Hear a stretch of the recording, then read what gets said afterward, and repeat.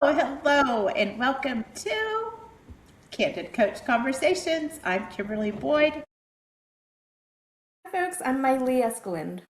and we are both so super happy to be here. Miley, I am actually thrilled to talk to you today because I always love our conversations.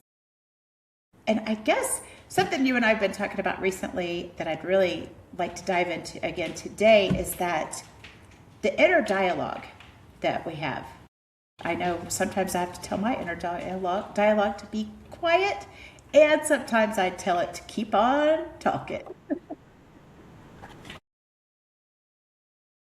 Yeah, I love that. I'd love to ask you a question. When do you tell it to keep on talking? When it's acknowledging myself for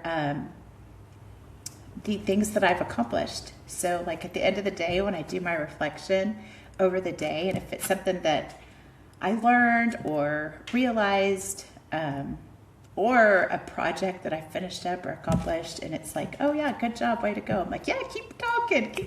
I like it. Yes, that's phenomenal. And when do you try and like key into it? When do I key into it?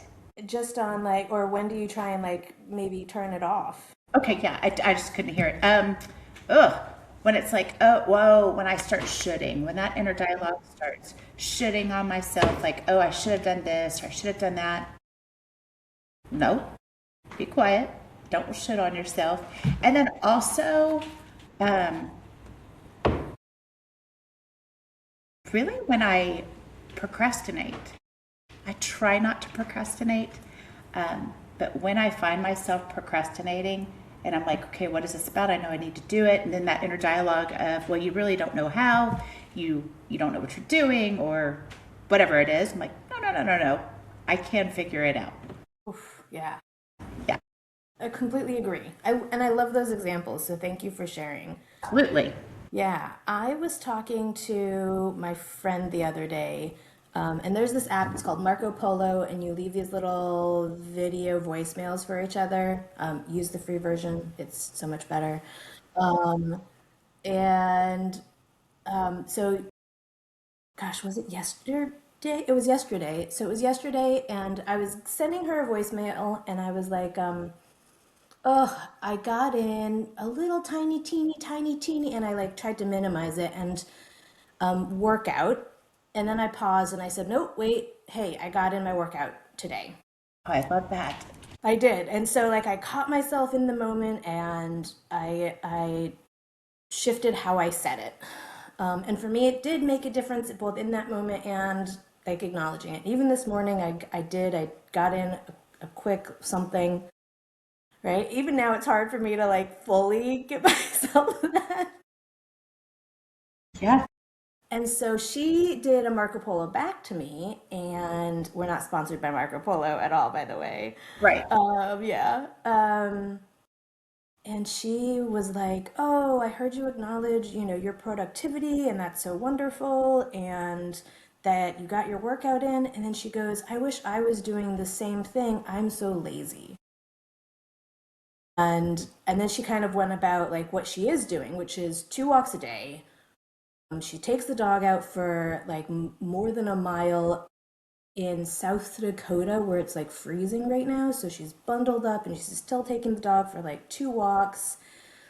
And she's like 6'1", so like she can move. She can go, right? Like I have Covered to. area. Like the two of us who are not. Um, and then on top of that, she's the least lazy person I know in my life. She is, so one, she's a pediatric doctor. She is the planner, the executor, like she is all the things. She cannot sit still to save her life because she's always doing and going.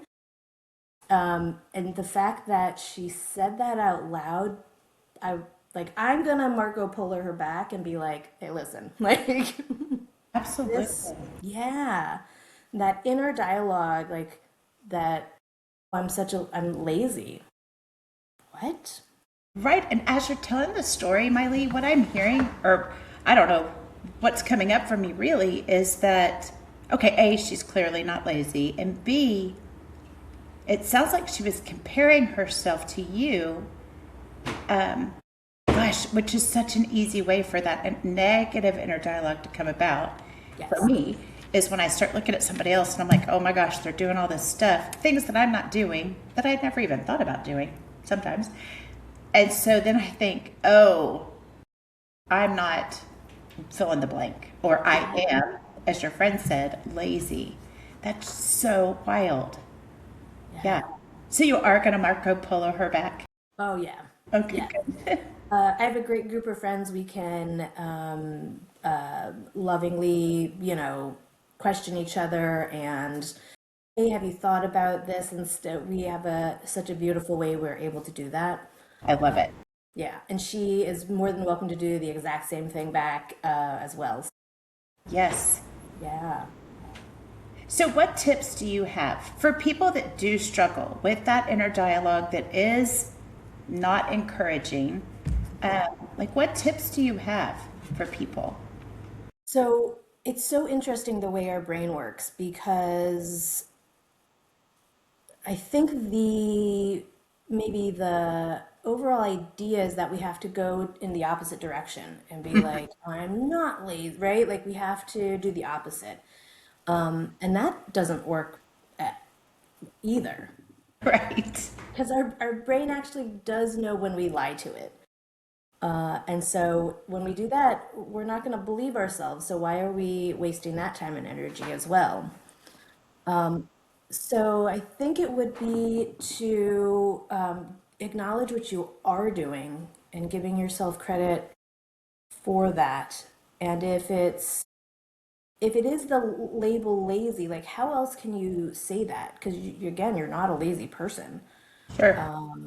And so it would be acknowledging what you are doing, one, I think. And then two, it would be how else can you reframe that for yourself? And a reframe can sound like, I'm not running yet, but I plan to.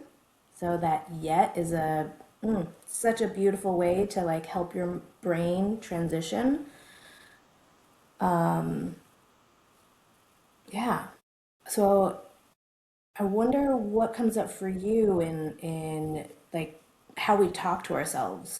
Yeah, absolutely. As you were talking, what came up for me that I talk about a lot is holding space for both.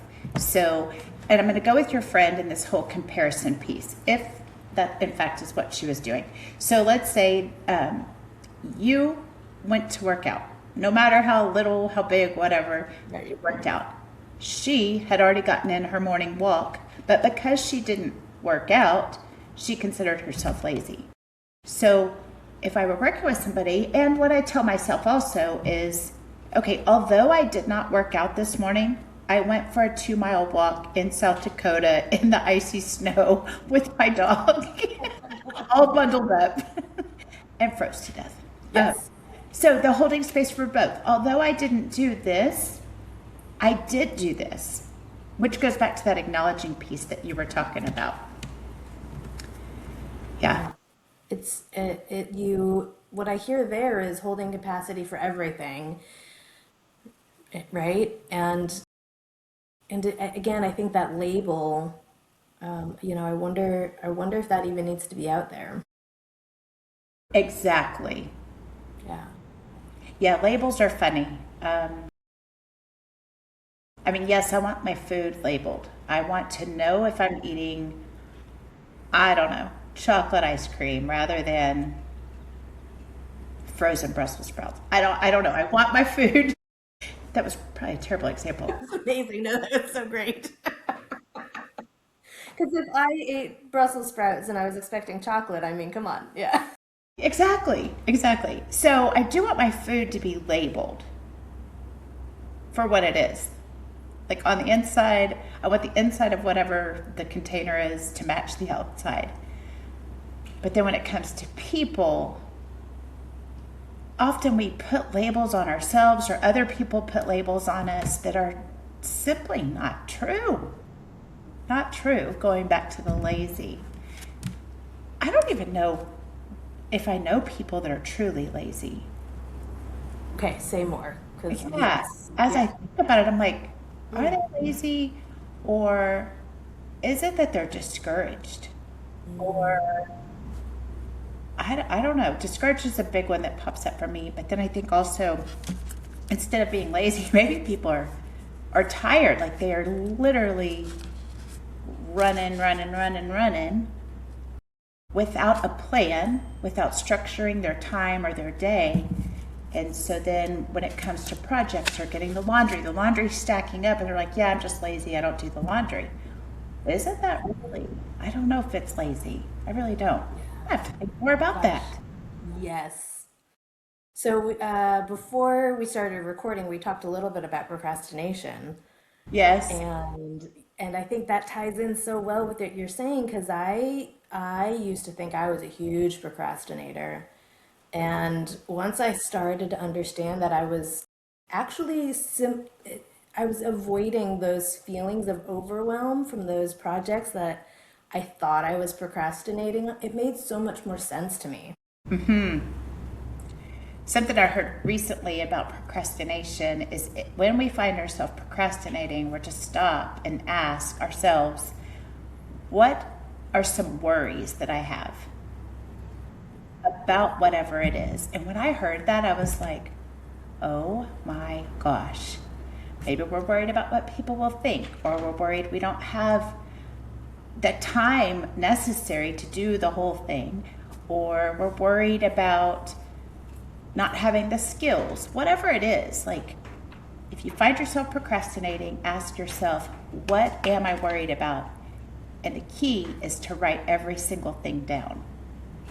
Because then when you look at it, of course, you can challenge yourself like, is this really a worry?